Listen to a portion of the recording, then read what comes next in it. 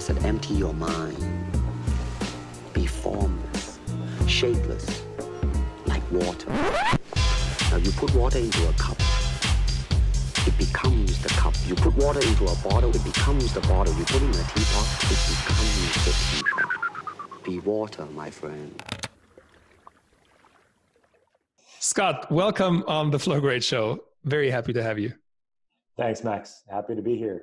The last time I saw you was actually in London at the Health Optimization Summit, where we met for the first time, and I listened to your talk on hyperbaric oxygen therapy. Mm-hmm. And then already I was quite impressed, and maybe you can tell me a little bit about where that comes from. Your interests in so many different fields, it seems like, because you're running a clinic, you're working in a hospital, you're a licensed physician, you're the COO of a product development company, which produced this product, which we're going to talk about in detail later on. Mm-hmm. And in addition, I think you're also still running an agency consulting on hyperbaric oxygen therapy, right? You know, it's funny, Max. I never would have thought that I would have brought myself into so many places all at the same time. It was, I think, probably when you go to medical school and you want to become a doctor, you kind of think that you're going to be, I'll go through training and I'll finish my training, then I'll find a job, and then I'll get married, and then I'll have kids.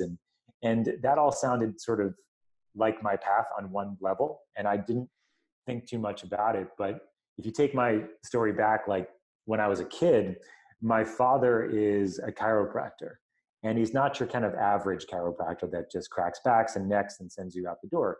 He's a guy that sees up to 200 patients a day in his clinic. And he was doing this when I was a kid from 5 o'clock in the morning until 8 o'clock at night with like an hour break during the day.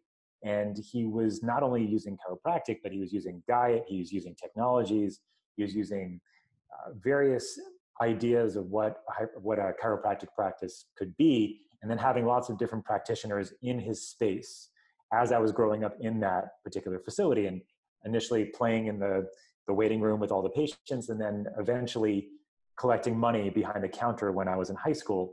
And so I was really good at collecting money. I was very good at that. And so, good skill to have. Yeah, no, it was good, right? So I grew up very alternatively.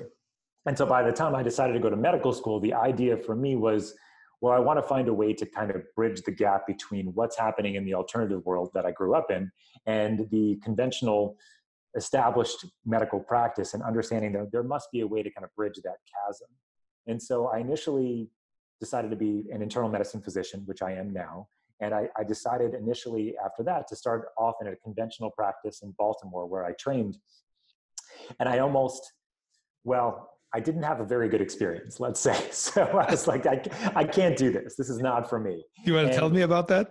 Well, it was more that the conventional system is very structured and very much prescribed, in the sense that doctors don't have a lot of leeway into how they can practice medicine.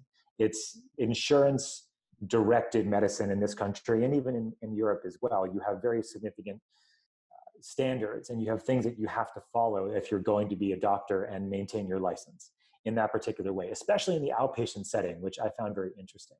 So I had the opportunity when I moved to California in 2012 to really decide what I wanted to do with my life. And so what I decided there was I was going to go back into the hospital and continue to work in a hospital ward setting.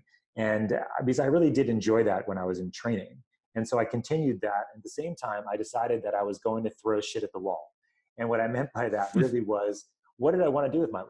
And part of it was couched on the experience I had in medical school as a third-year medical school resident. And when you do your third-year training at University of Maryland, where I went to school, you actually train in a place called Shock Trauma, which is a shock and trauma focused center in the city of Baltimore. And Baltimore is known for its shock and trauma. And I saw a lot of it: gunshot wounds, people getting their chests basically surgically opened in the trauma bays, and crazy stuff. But down in the basement, there was a large hyperbaric unit. And I saw people going in with carbon monoxide poisoning, necrotizing fasciitis, which is a flesh-eating bacteria.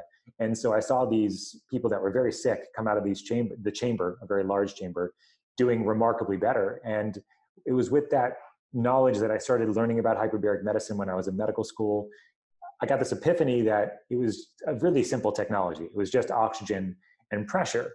And so as a result of that, I learned more about it. I saw what was happening in other places around the world, in Russia, in China, in Japan, and Israel, actually. And there was a lot of data coming out of those places that this could be a phenomenally important way that people could heal and optimize. And so it was through my work in hyperbaric medicine, actually, that I have a colleague that's down in Florida. His name is Dr. Dominic D'Agostino, who you probably know. Yeah, from the keto world, obviously. Yes. So Dom published a paper in 2013 in the realm of hyperbaric oxygen therapy plus the ketogenic diet for a metastatic model of cancer. And he was actually on a podcast with Dave Asprey in, this is like back in 2014 or 13. It was like podcast number 50. And when I saw that Dom was on this podcast with Dave, that kind of blew my world, because I was like, wait a second, we can use hyperbaric therapy in an optimal performance way too. And so I had Dom connect me with Dave in like 2013. Oh, wow. You're really early. Yeah. Yeah. He came to my office in San Francisco after like going to Twitter or something and telling them about Bulletproof Coffee. I don't remember what it was, but we had a great conversation, and I kept in touch with him. And then in 2015, I was at his lab, Alpha Lab in Canada, where he sketched out the upgraded labs as it's now in LA. And it was initially a part of the consulting team that worked with developing that project. And so that's how I became a part of the optimal performance biohacking world, was because of that foray into how hyperbaric therapy could be potentially a technology that can optimize and do a lot of the fun things that it can do. But it was through all of that work that I became ADHD in my approach, Max. I got to meet so many amazing people, as you can imagine. And over that time, I learned that I had a lot of interest, and like the interest in hyperbaric medicine remains, and it's growing every day. And then I have the interest in my foundational approach to health that's based on the pioneering work of one of my colleagues, Dr. Ted Achacoso. And it was meeting Dr. Ted that got me involved in product development as well in nootropics and the work that we're doing at Transcriptions. So long answer to a short question. Yeah, that's super interesting. Did you actually go to the early Bulletproof conferences? So I was at the second one. Yeah. So not the first one that was. I was there too. LA. Oh, you were there too? Yeah. Oh, wow. I was actually, the third one I was actually speaking at, but I can tell you the story. It's quite short, but at that point, Dave Asprey was, I think, giving a talk at the World Economic Forum in Davos in Switzerland. Okay. And he knew I had the product. So at the second one, we probably crossed paths at some point. I approached him and asked if I could distribute some of his products in Germany. And so I did that. And then he didn't have them in Switzerland. And his assistant called me. She said, Dave needs the products in Switzerland. Can you drive them over the border? Because he can't import them somehow because of the rules of the World Economic Forum. So I wasn't at home right now, but I said, what day do you need them by? And she said, tomorrow. And then I said, well, I'm not home right now, but I can call my mom and ask her. And then, long story short, so my mom drove over with a whole car full of Bulletproof coffee and MCT oil, and got some grass-fed butter on the way, and then drove it to Dave Asprey. And then he wrote me a handwritten note saying, hey, I'm really thankful. Just ask me anything. I do you a favor. And then I said, I have two favors. I want you to be the first guest on my podcast that I just started. And second, I would like to give a short talk at the Bulletproof conference. And then he said yes to both of these things. And then That's great. Came over and did that just to. Yeah, we must have crossed paths at that point. And so it was a really cool experience. I'm sure it was for you as well, because I had never been in a situation or in a community like that before, where there were so many different things going on all at the same time. There was lots of amazing biohacking technology, and this is very early in the biohacking world. There was like one keto food maybe at that point, or even no ketogenic foods. And that was a big issue that I had in the hyperbaric space, because I was using hyperbaric therapy and the ketogenic diet for cancer, and there was no resources at all in 2013 and 2014. Yeah, that was really early on. Yeah, there's nothing. And like now it's like you can't go an aisle in your grocery store without finding another keto fill in the blank. So it's amazing what's happened there. But yeah, it was through that work that I learned a couple things. I think I learned, number one, that there was this community out there that was really interested in optimizing their health. And that's where I always knew I wanted to be. I always knew that growing up the son of a chiropractor, that the idea was never to treat people that were sickness. It was more treating health and optimizing health. And so I didn't know exactly how I wanted to do that until I met Dr. Ted in 2017, actually. How did you meet him, actually? Yeah, it's a good story. One of my colleagues, he's another physician, internal medicine doc, actually heard him on a podcast in 2016, I think, and tracked him down to Europe for a couple conferences. Shaker, thank you very much. And so he, as a result of that initial tracking him down in Europe at conferences in Paris and in I think it was in Munich, actually. It's the World Congress on Microbiota and Mitochondria. And I actually ended up going to that conference several years later to actually see Dr. Ted speak at it in Munich. Actually, no, it was in Munich. Actually, it was in Berlin. Excuse me, it was in Berlin. Mm-hmm. But in that respect, so he tracked him down, and then we all met in January of 2017 in LA. And so it was then that I met Dr. Ted and learned about health optimization medicine, which is this foundational approach to health that he developed in his practice in Manila, and was kind of bringing it globally and establishing a nonprofit. And so he asked pretty soon after that, after we met, if I would want to be a part of it. And I realized pretty quickly that this is what I wanted to do as the foundation of my practice.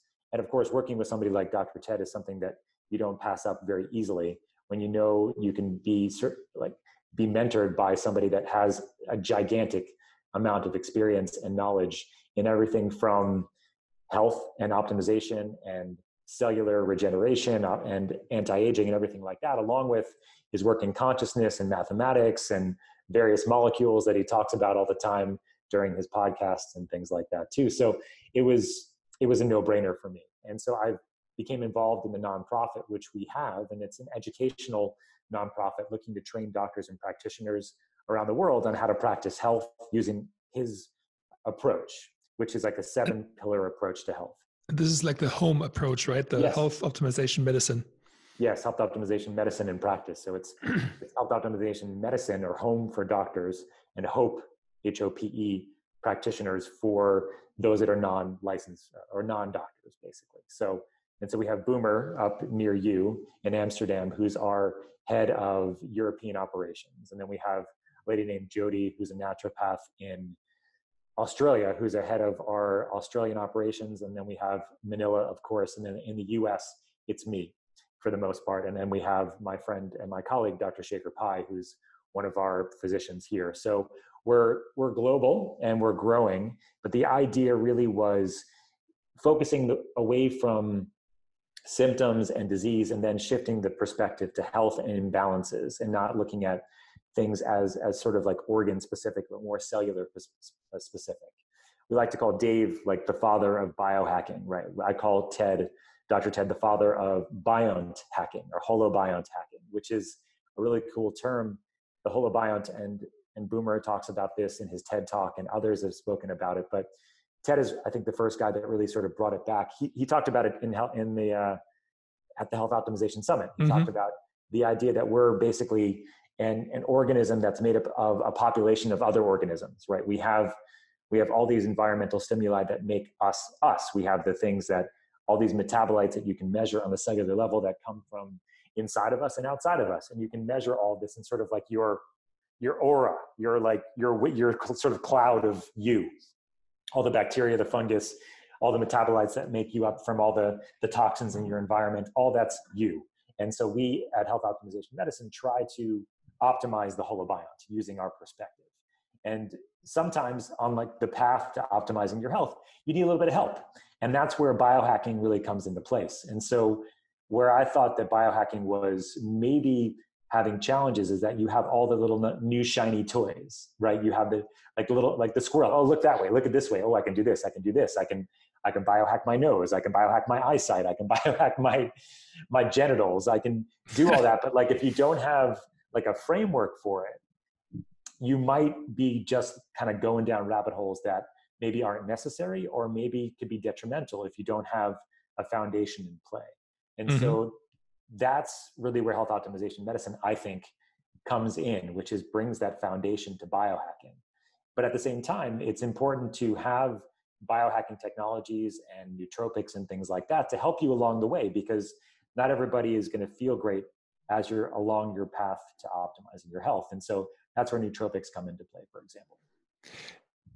Just to wrap that part up though, because now people probably are really intrigued by your work, and especially Dr. Ted. Some people probably haven't heard of him. By the way, the funniest story that I've heard, and he didn't say it to me, he said it to Tim Gray, was when Tim asked Dr. Ted, how high is your IQ? And he's like, 220 on a bad day, 180 on a good one. Yeah, that's awesome. Yeah, he gave Tim, and I gave Tim some shit at the Health Optimization Summit, because the Health Optimization Summit, the words Health Optimization Medicine, HOME for short, right? That's our organization. And so Tim decided to call his summit the Health Optimization Summit. And so I met Tim about 18 months or so before the Health Optimization Summit at a hyperbaric conference in Denver. And so he and I hit it off very quickly. He's become a good friend, and I give him a lot of crap. He doesn't remember hearing the words health optimization medicine before he came up with the summit, he says. But I always say it doesn't matter in the end, because it's a good advertisement for what we do and how we are the foundation of the work that he's trying to do at the summit, I feel, and the work that's happening in biohacking in general, in the sense that let's take it a step back. Let's take it a step deeper into the cellular level. Let's look at the gut. Let's look at the immune system. Let's optimize all of that. And then you can have all your fun biohacking stuff. That's how I see it. And I think Tim's on that train too, of course. And as are you, Max. But I think I give him a little shit for it, because the name's very similar and ours was much before his. Yeah, of course. I mean, you probably have, the rights to do that. So I'd say keep doing it. No, it's all good. He can take it. He can take it. Yeah, and he did change the Z to an S, the English spelling. So that's right. But just for all the listeners right now who are intrigued by the work, like, who do you target and what can they actually get from home? Is it targeted to practitioners, or is it also to like clients, biohackers like me? Sure. So there's two levels of it. The nonprofit is focused on training doctors and non-doctors and how to practice health optimization medicine. And the second target is, of course, those who want to get optimized. And it doesn't really fit into a particular category, because it's not mutually exclusive to any other technology, any other practice that you might be doing. You can have cancer and you can get health optimized. You can be a biohacker and be optimized already, you think, but want to make sure that you're fully optimized on the cellular level. It runs the gamut. It just depends on the practitioner. I tend to gravitate to working with people that are more on the optimal health train already, but I still have patients that have cancer. I have patients that have chronic fatigue syndrome. I have patients that have Lyme disease and others that are sick, but using health optimization medicine as a foundational tool within their journey. And they have specialists. They have Lyme specialists. They have chronic fatigue specialists. They have fill in the blank specialists for whatever disease or issue they might have. And I work with these people all the time. My work in hyperbaric medicine really primed me for that. I have lots of allied practitioners that I work with, depending on what's going on.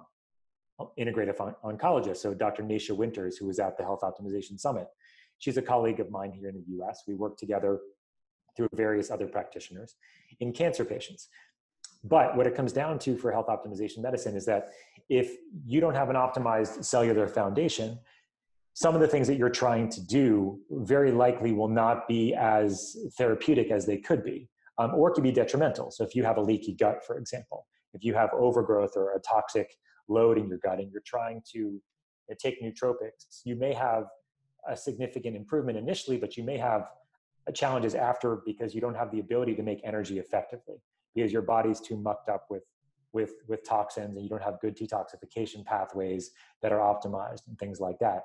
If you don't have B vitamins that are optimized, for example, not just your B12 and your folate, you can't make energy effectively, because you need all those other B vitamins to do it. If you don't have mineral levels that are optimized, magnesium. I was actually deficient in B6, and it affected my sleep very much. So I woke up really early, and then I actually supplemented B6, and almost instantly I started sleeping longer.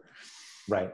So we're in the business of optimizing, and in the sense of looking at imbalances. So detecting and correcting imbalances at the level of the cellular level, the metabolome that we call it. So it's called the metabolome. And so we're looking at all these metabolites that we can analyze in real time and see where things are deficient, where things are maybe in overabundance that it could be potentially toxic over the long term. Even antioxidants, for example, if you take too many antioxidants, those can be actually pro-oxidant. They can become inflammatory. So having a sense of these things is really important. At my talk at the Health Optimization Summit, I asked a simple question, and this is a very biased audience, right? How many people are taking supplements in the audience? Like 100% of people are taking supplements at these kinds of conferences. But how many people are actually measuring what they need? And even at a biohacking conference, you maybe get 50% of people say that they're measuring what they actually need, and that's what they're taking, and personalizing their supplements to that. But if you go to like a regular conference, a regular health and wellness conference, probably something, I don't know a good example, but like even like a integrative medicine conference, I'm going to be speaking at a hyperbaric conference in a couple months. I'll get maybe 10% of people say they actually measured what they need, and they're taking what they need as a result of that laboratory analysis. And so I think that's really where we can make a big difference in the health optimization community, in the biohacking community, whatever you want to call it, is we can make, I think we can have people, we can bring people along with a journey that allows them to really understand what they need and what they don't need. You know, if you don't measure, you don't know. And that's really what we're trying to accomplish, I think. Okay, great. I mean, for all the listeners, if you're interested in that work with Scott's doing and Dr. Ted and those guys, Boomer, then go to the show notes, flowgrade.de/smurf. That's the short link for this episode. And you'll find all the links to Home and to Hope and to all the work that Scott's doing. So check it out for sure. Because now we're doing a little shift and we're talking about something that you're, I guess, more and more known for, which is the blue tongue all around the conferences. Yeah. So it's a nootropic. And maybe before we dive into that nootropic, can you just explain the term nootropic? Because I get asked a lot, like, what's the difference between a smart drug, a nootropic, a synthetic nootropic, a natural nootropic? Can you clarify that for me a little bit? Well, it sounds like you've answered the question a significant amount too, so you know. But I think it's important also that just for the listeners and the watchers, there is a good line here from what we just discussed to how we got to nootropics, right? So the idea is that when you're on your path to optimizing your health, you do need some help along the way. And one of the ways that you may need some help, which is always better in the sense of looking at it in the bigger picture, that if you're optimizing your health, you're looking at improving overall, and then there might be some things along the way that you need some help with. And one of those things is potentially your brain and helping with cognitive function. And so smart drugs have been around for a long time. They haven't always been called smart drugs. Nootropics tend to be supplements. They tend to be things that are not prescribed, tend to be non-FDA approved in the sense they don't come off a pharmacy shelf. Smart drugs tend to be more things that are things that you would go to your doctor and get prescribed. Okay. Mm-hmm. Yeah. But there's no real there's a little bit of a gray area with all this stuff, right? Because in some countries, some things are prescribed and some things are not prescribed, right? Some things have synthetic ingredients, but mostly natural ingredients, and other things have all natural ingredients. And they're all sort of made as the big category of nootropics. But in general, I like to think about it as, are there particular compounds that can improve your brain health and improve your brain function? So those are two separate kind of things, but in general, we're looking at these, not all things that improve your brain function improve your brain health, right? You can have what you're paying the piper after you take something. Cocaine helps your brain, but is that good for you? No, right? So Certainly not in the long term. Certainly not in the long term, right? So I mean, maybe not in the short term either, but it's, I guess that's what I see the difference too. You know, you want longer term effects as well, that last for a longer time and make your brain even healthier than along the way. Right. So the idea with a lot of nootropics is trying to support the brain at the same time. Not all, but I think there's a category of them, and I think the ones that we've developed are in that frame as well. Is that how is it going to support your brain over the long term? And methylene blue is great for that, for example, because methylene blue one of the compounds in Blue Cannatine and in Just Blue, our two products, is a fantastic nootropic, but in a very interesting and a very novel way. So you have a couple there. Show it in the camera. Yeah, so that's how it looks like. Yeah, that's what the troches look like. So they're called troches, first of all. And troches are a delivery device that are called, they're called troches because, well, I'm not sure actually how the derivation of the name comes, but they're buccal lozenges, right? So they dissolve in your mouth. And so the idea is that you keep it on the side of your cheek and you let it dissolve. It takes about 15 or 20 minutes to do it. And then as you're doing that, the ingredients of the troche are getting dissolved directly into your bloodstream. Now, when you swallow a pill, it has to get digested and it has to be metabolized through your liver. But if you allow it to dissolve in your mouth, it actually bypasses the liver metabolism, so it works faster. And so because the blood vessels in your mouth are pretty close to your brain, we're getting a direct track of blood vessels that are going to your brain and that are perfusing your brain with blood. And now these nootropic ingredients that we've infused into this troche. And so the one that makes your tongue blue, like my tongue now, is gotta have. I didn't dare to take it before. No, it's too late for you. It's too late. Yeah.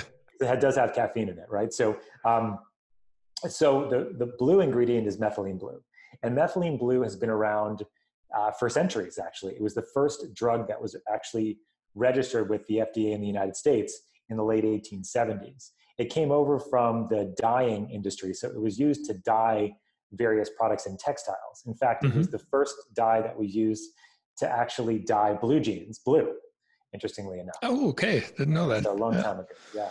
But they realized that this dye had very interesting properties, and it was actually used in a medical way when there was no other ways to treat various infections, because they realized that it was actually anti-parasitic and it was antifungal and antibacterial. And so it was used to treat malaria. And it was used before there were any antibiotics or protozoan drugs available for malaria specifically. It's actually coming back into use for malaria now because a lot of the drugs that we use are becoming resistant to, the malaria parasite is becoming resistant to the drugs that we're using. So methylene blue is coming back into favor. It was also used for urinary tract infections.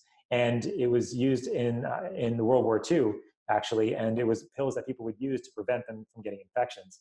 And it was very well known.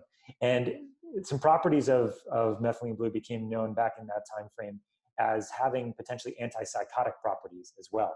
So help with depression and psychosis. And so it was because it's got some interesting antidepressant qualities because it works as something called an MAOI, which is a monoamine oxidase inhibitor. Like cinnamon.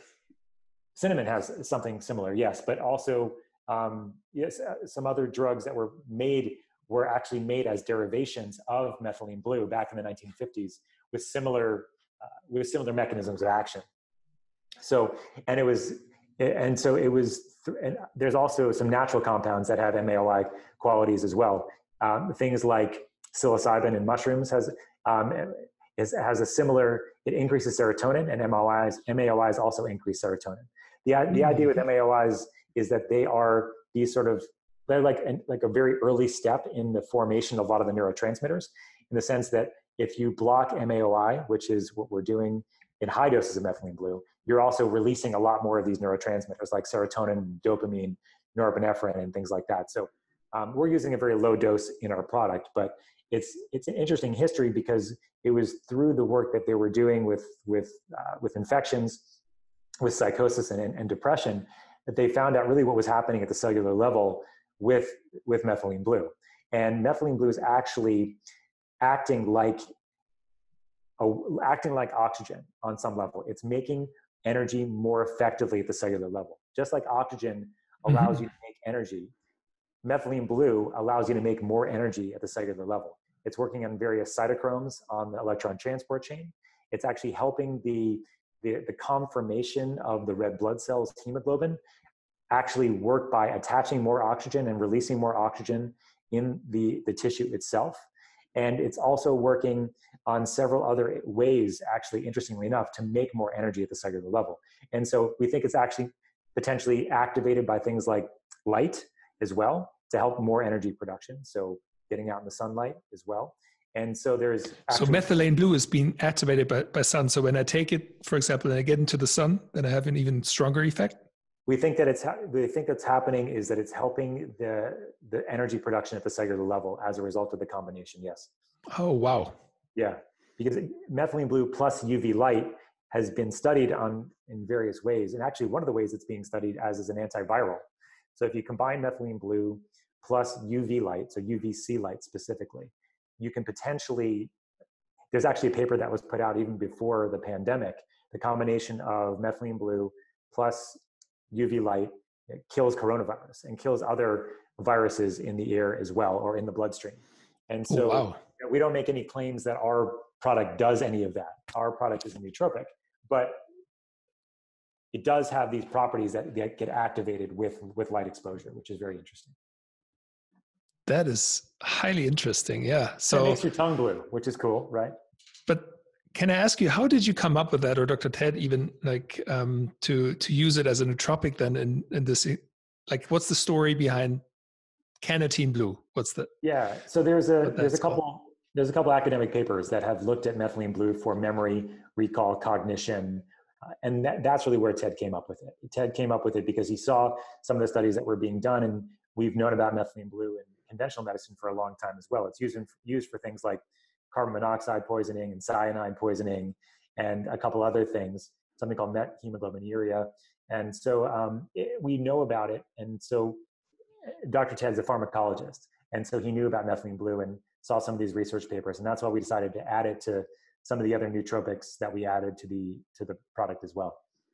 So now, just to warn people out there, because that was actually my first instinct, to go online and maybe look for some blue dye and order it and then and drink it. So that's not a good idea, right? No, that's not a good idea at all. So methylene blue is used in fish tank cleaner, and it's used in industrial processes and also in bench lab work in cellular staining, because it's actually, what it stains? It stains the mitochondria, because that's where it concentrates. And so that's what we're seeing as the effect, of course, in what we're talking about. But a lot of methylene blue that's not pharmaceutical grade, that's not purity and potency tested, has a lot of heavy metals that are contaminating it. So please don't get methylene blue from a source that's not pharmaceutical grade, if possible, or at the very least purity and potency tested for heavy metals and things like that. So that was one of the major things. So when we met at the conference, we were giving out samples of our product, but it was only 6 months later, it took 6 months later for us to really make the product and come out to market with it, because we were looking for a stable and a pure source of pharmaceutical grade methylene blue that we could scale. And it took us a while to find it. So that's really one of the main things that we really cared about with the entire formula. Everything is purity and potency tested. All the ingredients are, the final formula is, and most of our ingredients are pharmaceutical grade, including methylene blue. But yes, please don't buy methylene blue from your local fish tank shop or online if you don't know where it's coming from. It's definitely something that has notoriously been contaminated in the past with heavy metals. Up to 10 or 12% of the product could be contaminated if you're not careful. Okay, no, thanks for the warning. Yeah, thanks for that. Reminding me to tell everybody. But methylene blue is now only one out of 4 important ingredients, I guess, that are in Cannatine Blue. And maybe we want to highlight now the other ones, because that is certainly the most interesting one, because it makes your tongue blue. And actually the funny thing that I remember about taking it for the first time, which was given to me by you, was when I asked, like, how much should I take and how? And he's like, well, if you want to go all Smurf, which for the German listeners, it's Schlümpfe, is a Smurf. That's awesome. I need to start using that. I like the German word better. Schlumpf. Schlumpf. I like it. Schlumpf. I got it. That's it. Very good. I'm going to start using it. I like it. And then you can like have your whole mouth pretty much blue. And well, my followers certainly have seen me with a photo. And there's one of the two of us, which is also in the show notes, which I'll put in, with blue tongues. But now, okay, this is only one ingredient. There are 3 more. So which one do you want to highlight the next? I think the other one besides methylene blue that's interesting to people, and I get asked about that a lot. Well, there's two more actually, but the other one that is sort of controversial because it's usually associated with cigarettes is nicotine. So why did you put nicotine in? Yeah, so nicotine has a bad rap, as we know, and deservingly so. I mean, we had doctors back in the 1960s going on TV and being in advertisements saying, smoke cigarettes to stay healthy. So doctors have never been the greatest spokesman for products because we tend to have things in our pockets, and that's money from pharmaceutical companies. This is the sugar industry and others, as we know. So, but nicotine in cigarettes is not good for you. There's no doubt about it, because nicotine is combined with other additives in cigarettes to make them more addictive. And most of the addictive quality actually we think of when we think of nicotine is actually because of two things. It's one, it's the additives that are combining with nicotine in the cigarettes and vaping products. The second is that nicotine that is smoked or vaped hits the system really fast. And it's because of that rapid nature of it hitting your system that it becomes that addictive potential. It has that addictive potential. And so, yes, you can get addicted to nicotine in other ways, in slower release forms, but the addictive nature and the addictive potential is significantly less when you're not smoking or vaping it, plus adding it together with some of these other additives that you see in tobacco smoke and also in vaping products. The other thing to mention is that in cigarettes, especially, you have somewhere between 8 milligrams and 23 milligrams of nicotine per cigarette. And that's a lot of nicotine. Most nicotine replacement products are anywhere between 2-4 milligrams of nicotine. And so like a chewing gum. Like chewing gum or patches, for example, those are the two most common. Those products have that much nicotine, right? So you're getting a lot of nicotine, especially if you're smoking a cigarette or vaping. And especially if you're using those like vaping pods, like in the US, there's this company, what's it called? I'm forgetting right now. But it's been very, very popular, and people have it looks like a USB, and you just take hits of it all day long. And kids are getting addicted to it, right? Because this is like constant hits of nicotine vaping. And so the bright side, the non-dark side of nicotine is that it's a fantastic nootropic. It works really well and has been studied in many, many ways in research and academic research on how it can help with cognition, how it can help with focus, how it can help with memory. It's been studied in patients that have Alzheimer's and mild cognitive impairment with significant improvements in short-term memory, cognition, etc. And so we have used nicotine in our product for those reasons, knowing that if you use a low-dose nicotine, it's 1 milligram for the ones interested right now. Yes, it's only 1 milligram, and that's in a full trochee. You have 1 milligram of nicotine in there. If you're using low dose, and if you're also doing it in a dissolvable trochee, which is dissolving in your system over 15 to 20 minutes, you are not getting an instant hit of nicotine. You are getting a slow rise of the nicotine. And some of that is actually tempered or mitigated by having the CBD in the product, which I'll talk about as well. But the slow rise of nicotine over about 15 minutes, you get that cognitive hit, you get that launch kind of feeling, but you don't get it right away. It's not an instant hit. And it's also slowly rising over that 15 or 20 minutes. So you're like, all of a sudden, like, wow, I can think, I can talk, I can focus, I can get my work done. And it has that stimulant effect as well, because nicotine is a stimulant at the same time. So we've used it in our product with a pharmaceutical grade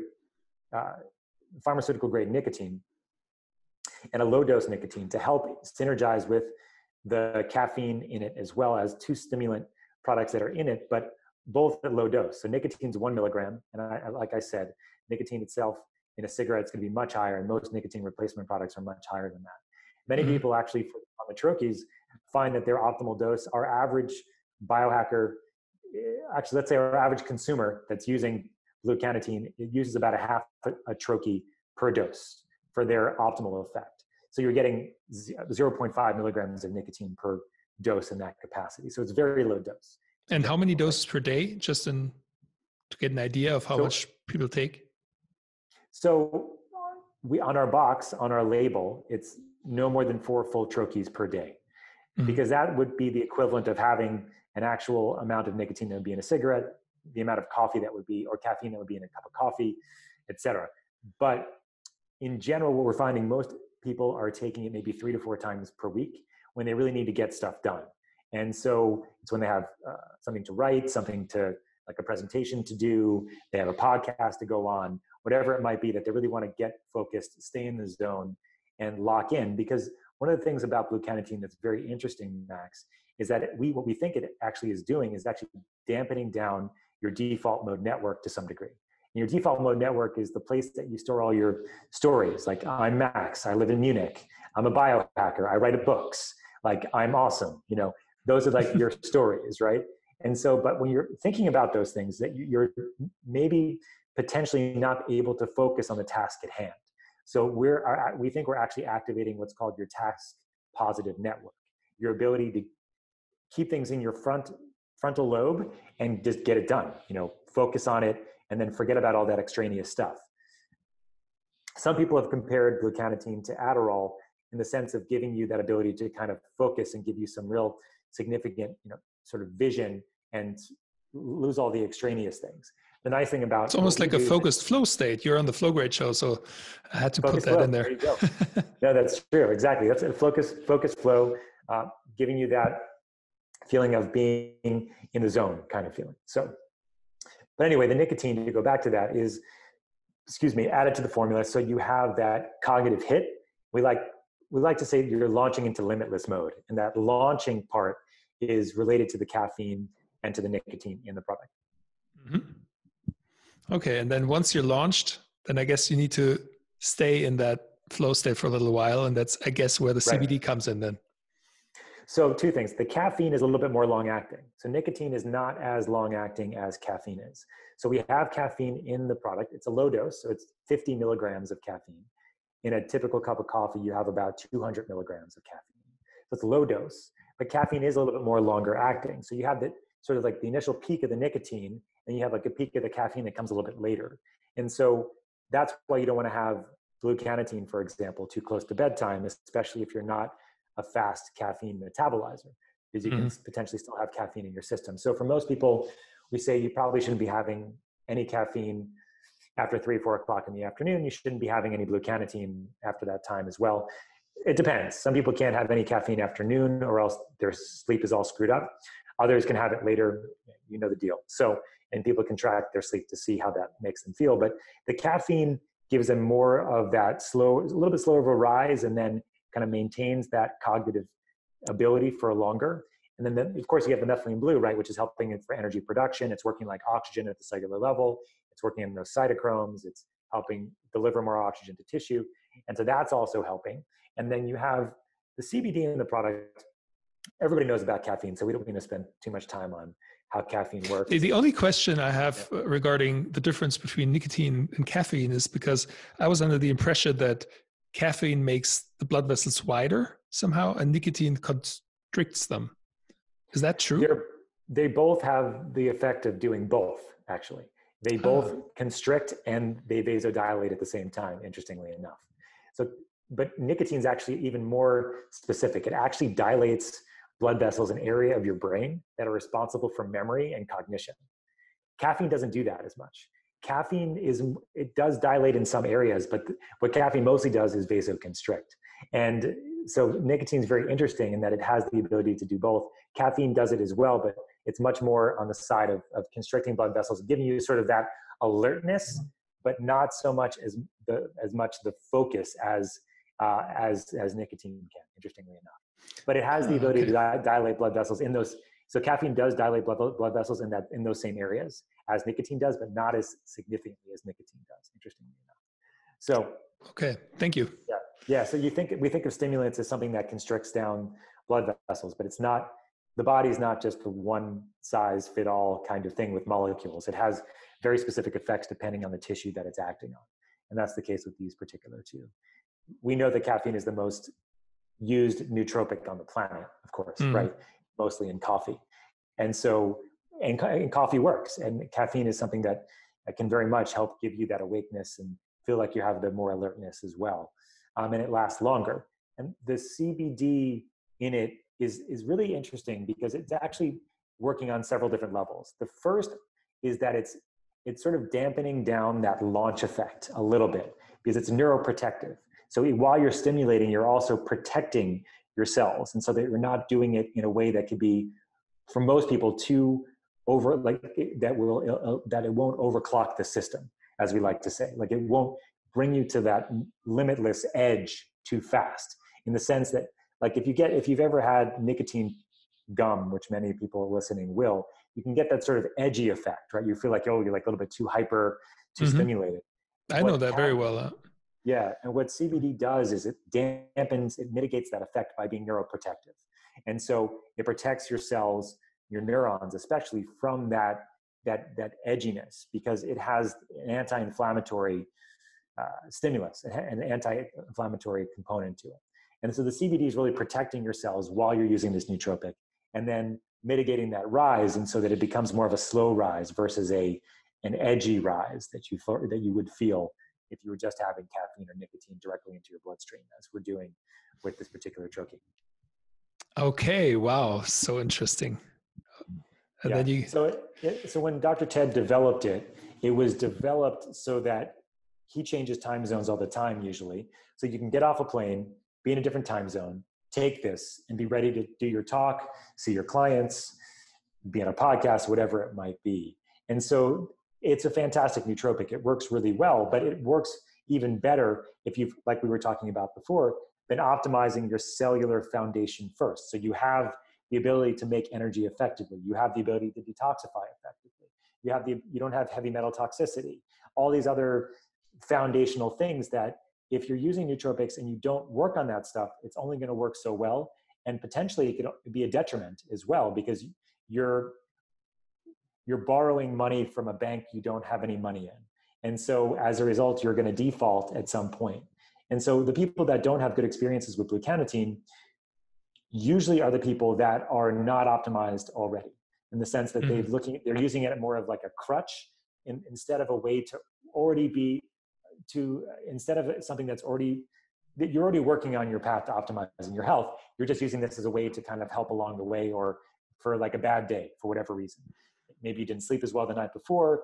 Maybe you just got off a plane and you're jet lagged and you're using it to help, but you've already been working on your health otherwise. That's the best and the most ideal ways to use the product, or any nootropic, really.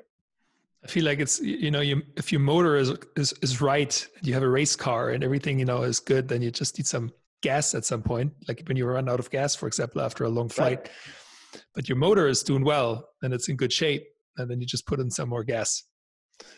Exactly. That's exactly what it is. It's a little fuel to fire, a little limitless mode for you.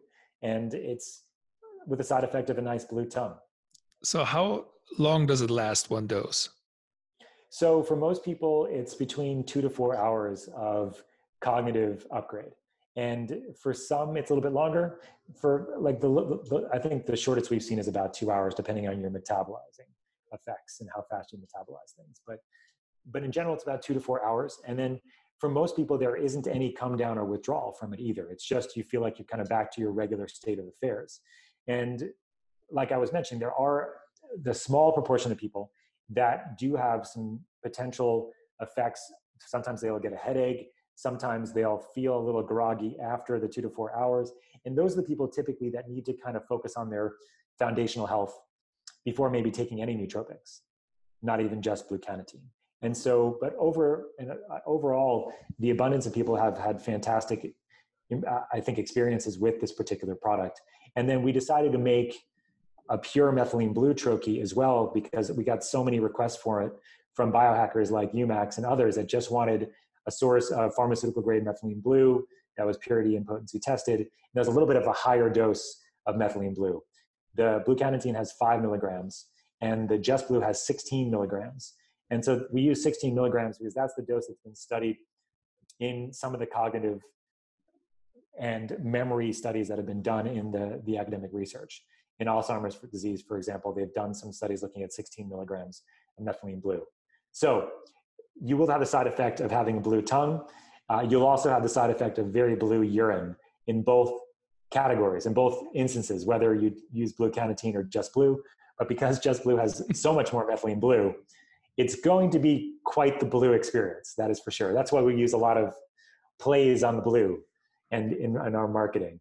Oh man, Scott, I think you're in for something. I think once that the youth gets on that and they find out that it colors your pee and your and your tongue, that you'll be all over. Now you combine it with some B vitamins, Max, which make your pee, bright yellow, and then you have this sort of bright yellow and blue. You get this sort of neon green. So wow. It's pretty spectacular, but surprising. So you're like, oh, whoa, what is that? That is cutting edge biohacking. Yeah, right, well, it's a beneficial side effect from a marketing perspective for us, Max, in the sense that there's no risk for it. It's something that's very normal. When you take methylene blue, you're going to pee blue or neon green or something to the effect of those colors. If you're colorblind, maybe it'll just look yellow. I don't know. So, but in any respect, it's totally normal and totally fine, and it'll go away. And as will the tongue not be blue for the rest of your life. Except if you have braces, please don't use our product because it's going to stain your braces. Dentists use methylene blue all the time, I should say, and I've actually run this by a bunch of biological dentists and regular dentists, and methylene blue is not going to stain your teeth permanently. But if you have like Invisalign or braces or any like a retainer that is in your mouth when you use the methylene blue, those are going to get stained. So please don't use it. If you can take it out, like if you have a retainer, take it out, have your methylene blue. But it will stain those kinds of things. We have a couple remedies on our website if you want to get the blue to go away a little bit faster. The easiest things really are drinking water, having coffee, eating. There's other ones that we have on the website a little bit more tricky, like some vinegar and things like that, and baking soda. But I mean, in general, we like to say, Max, that blue is the new smart. So it's not, if somebody says to you, why is your tongue blue? The retort is, well, why is your tongue not blue?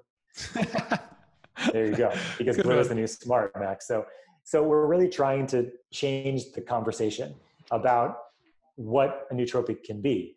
And we're doing that in a way that works on the clinical side because Dr. Ted and I are clinicians. We work with patients, and a couple others in our organization are. And then what can work in the biohacking optimal performance perspective. They don't have to be separate. They can be very, very much aligned. And I think a lot of biohackers will appreciate something that's purity tested, potency tested, that has pharmaceutical ingredients. You know what you're getting. And then we, on the clinician side, on the clinical side, can give it to our patients. And we have clinical providers that are using these troches in their offices for their patients that have things like Lyme disease and have cognitive issues and Alzheimer's and others, because they know it can work, especially if they're using some of the more foundational principles in their practices, which is what we're seeing.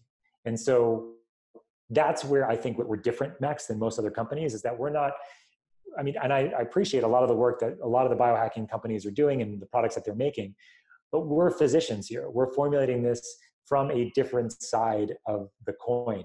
And we're looking to make it so that you can have it on both sides.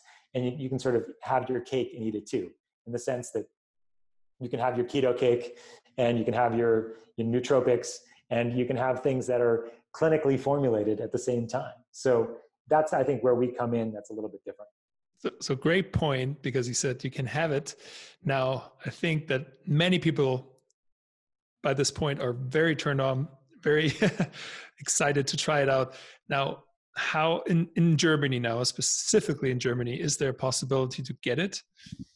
Is it already, well, in a way, can it be sold as just on the free market, let's say? Or do you have to get it somewhere else? Get up. There's a couple ways. So you have your good buddy in Munich, Andreas, who has it at his biohacking facility. So Andreas has it there. You can buy it from Andreas. Please do. And we also have a couple wholesalers in Europe. We have two. We have one that's they're both based out of the UK, I believe. One's called Pure Health Supplements, and Amanda runs that company. She's great, and they are able to ship over to Germany. And then we have another called Xbrain UK, and Xbrain UK also they do a lot of the On-It products as well, and so they're also able to ship throughout Europe. So those are our two wholesalers. And then you can always just go to Boomer's house in Amsterdam and knock on his door. And he has some probably that he can give us samples. But no, we can get them in Germany for sure. The only in-store location we have in all of Europe, however, is in Munich, actually. Wow. Andreas will be happy to hear that. Yeah. Yes, he is the only locale. So check out his biohacking technologies and optimize your performance with Blue Cannatine or just Blue. Actually, I think he just has Blue Cannatine for now. But the cool thing about these troches is that we're getting a lot of really great feedback, sort of, let's call it post-market, as we say in the pharmaceutical business, of what these things can do. And a lot of the work is actually being done in performance and endurance, because Methylene Blue is like we've talked about, it helps with energy production at the cellular level. So people are using it for endurance-related activities and having significant improvements in their times, whether running, whether it be anaerobic or aerobic activity. And also having the ability to focus on your workouts and focus on your performance using these things is pretty fantastic too, as you can imagine. So a lot of cool things that are happening on the performance side as well. So you add Nootropics, Blue Cannatine, just Blue, you throw in some hyperbaric chamber action, which I know that Andreas has at his facility as well. So optimizing energy production. And then you have a foundational approach to health with health optimization medicine. And then you can add on any other crazy tool or technology you want, but at least you have a framework for what you're doing. And I think that's really what we're all about in the end, Max, is understanding that framework and then building on top of that. Yeah, thank you, Scott. That was really quite a ride. I think that many heads, many brains are fuming right now with knowledge, and they definitely want to try it out. Yeah, I'm very thankful that I'm based in Munich and I have the opportunity to see Andreas as often as I pretty much want. So I'm looking forward to visiting at some point. You should. When things lift, I'd love to come. Definitely come over. And I think for this episode, we touched a lot of subjects. Mm-hmm. We've gotten into Cannatine Blue, into the different ingredients. So now I want to wrap up the episode with a couple more questions about you. Sure. If that's okay with you. And then let you go, because it's unbelievable. Whenever I talk to you or Dr. Ted, you have to pay so much attention because you guys are talking fast and you have so much knowledge to share. It's quite impressive. You're like the best testimonial for this thing. There are better testimonials, I promise. But I do my best. I would say that before you ask your questions, my use case for Blue Cannatine, because I always get asked, how do I use Blue Cannatine? And I use it for podcasts, as you can see, but I also use it for meditation. It's actually my favorite way to use this product, interestingly enough, because the way that I meditate, I have several ways that I do it, but if you have a focused practice, if you're focusing on your breath, if you're focusing on a mantra, you need to focus on it. So, all of us that try to meditate have a hard time focusing. You lose your mantra, you lose your breath or whatever, you come back to the breath. And so it's a lot easier to focus on your breath or focus on your mantra when you're focused. So this actually is a very, very helpful way for me to do that. So it's something that I really enjoy as a way to optimize my meditation time and get into that space much quicker. Okay, then you probably just answered my question, my first one already, which would be, how do you, because that you need to get into focus to sort of get yourself going, but what do you do to calm down, to relax when you have a hard day or after a very stressful podcast? This has not been stressful, my friend. No. I promise. I hope not. No, not at all. I was a little scared, what is Max going to ask me? He's going to ask me he's going to ask me crazy questions about inserting devices into me to biohack myself. Not today, for the next one. Next one. I've done it, but we can talk about that later.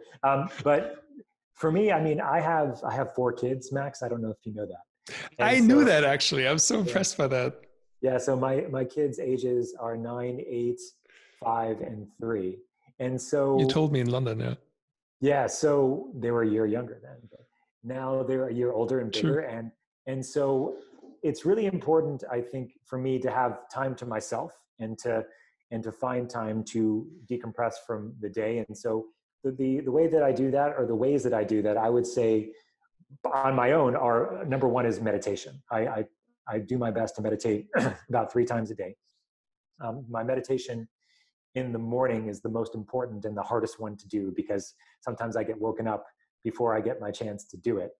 But the meditation in the morning is really important. I have a couple different meditative practices, but in general, it's the awareness of the awareness kind of meditation. So observing thoughts and letting them go, just like you're the sky and the clouds are coming, and those are your thoughts and emotions, and you just watch them go. There's a nice little nursery rhyme for that as well that I like. It's basically, you are the sky, look, down below you are the clouds, and they are your children, let them go. And so that's a little thing that I tell myself, and that comes from actually from Dr. Ted and Doug Chen Buddhism, actually, interestingly enough. That's a meditation. So I use that a lot. And the other thing I use to relax is my major piece of biohacking equipment in my house, which is my infrared sauna. So I have one too. Yeah. It's That's my favorite. awesome. Yeah, so I use the sauna almost every night. And that's a place where I'll meditate. That's a place where I'll listen to podcasts. That's a place where it's like my room. I have a very small house for US standards over here.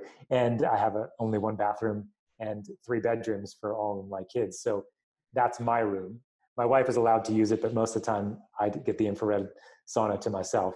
So that's where I do most of my relaxation, in the sauna and with meditative practices. Okay. Oh, I should also mention, sorry, one more thing. With my kids,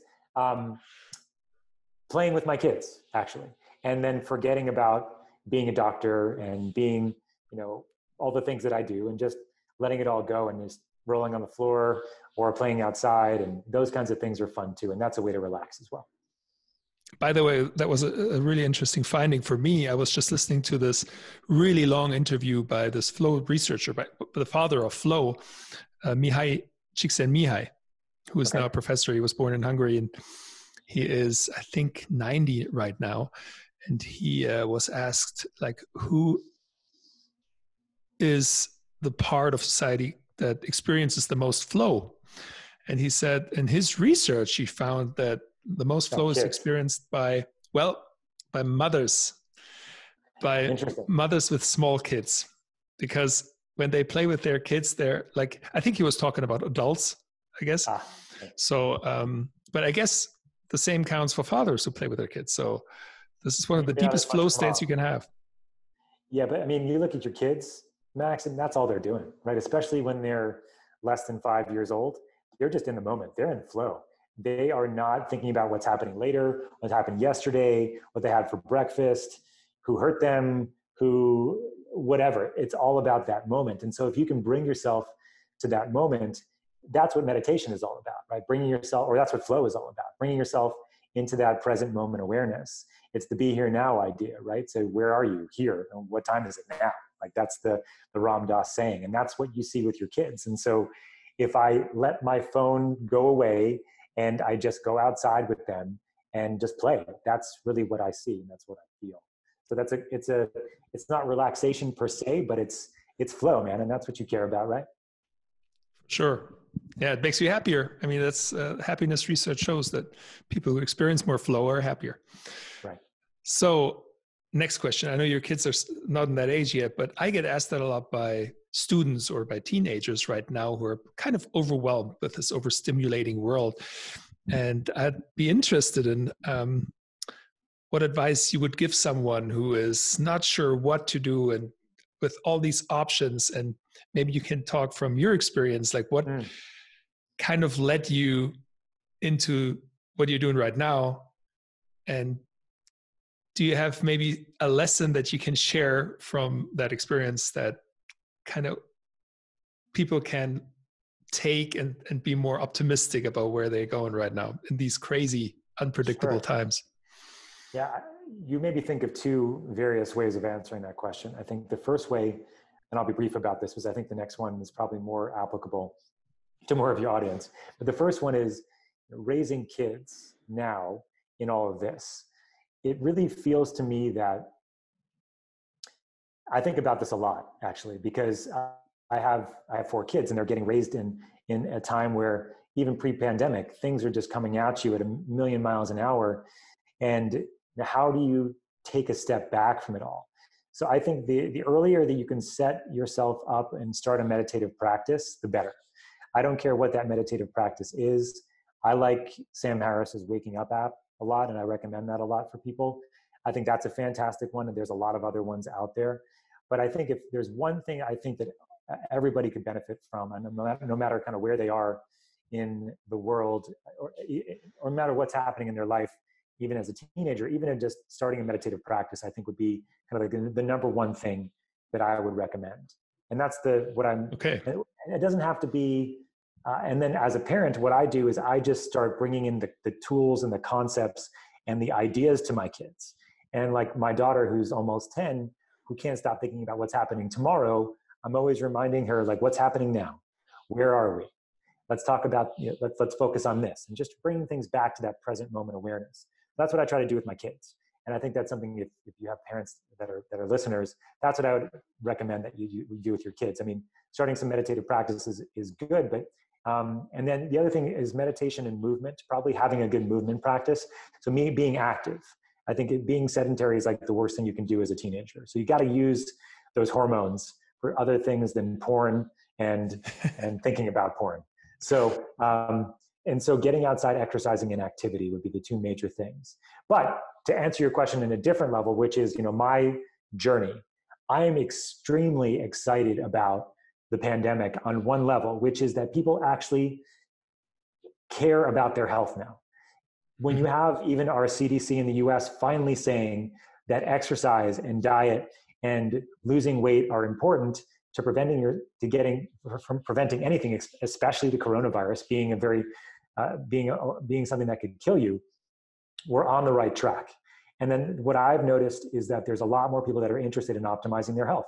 And I think more and more people outside of the conventional doctor side are going to be the ones that really lead this charge. The people like you, Max, and people that are in the biohacking space, and then practitioners that are not being conventionally trained, but are learning optimal health in various ways, are really the people that are going to bring the community to where I think it's going to go eventually, which is where things are more distributed. There's more of a sense that you can do things on your own, but with some help you don't need a doctor to help you with all this. And I'm okay with that. I think that's really where things are going. So if you want to be one of those people that learns how to optimize people's health, how to coach people, I think that's a fantastic way to go. And there's a lot of opportunity there going forward. So, and I think a lot of promise. I mean, of course, you have sort of the seesaw yin yang thing, right? You have all that happening, and then you have all the people that are like, you don't go outside of your house ever again until there's a vaccine. Don't worry about losing weight, and just sit on your couch, be a couch potato, just wait to get a vaccine. And not that they should ever be mutually exclusive here, but I think that you're going to have that sort of seesaw yin yang thing here. But I do feel that there's a significant emphasis for a lot more people on optimizing their health. So I'm really encouraged by that. All right. Wow. That's actually a wonderful way, because now I'm going to keep the last question very short for you. But is there something that you haven't tried yet that you really want to try out in your life? It can be anything sports related or music related or arts related. That's a really good question. I would like to do a prolonged meditation retreat if I had the chance to do it, which is like doing a Vipassana kind of thing for 10 days or 7 days. I haven't done that yet. I would really like to do that if I had the chance. It's just difficult with having little kids and multiple responsibilities to get away for that kind of time. I can imagine. Yeah. But eventually I would like to do something like that. From a sports perspective, I've always wanted to skydive, and I've had a couple chances and they've been canceled because of bad weather. So I took that as a sign that I shouldn't be skydiving those days. So that would be the other one. Skydiving with a blue tongue, that would be awesome. Yeah, there you go. So those would be the things that come to mind. Well, Scott, I think I've taken enough of your time right now. It's been an immense pleasure. Thank you so much for all the knowledge that you do, for the work you do, for the power. I'm going to make sure to spread it in Germany and to make, Blue Cannatine more known as well. But especially your work with also your practice with home and hope. And I think these things are just so great. So we'll hear a lot from you, I'm sure. And I really appreciate the time, Max. This has been fun. And yeah, we have Boomer in Europe that's available for health optimization clients.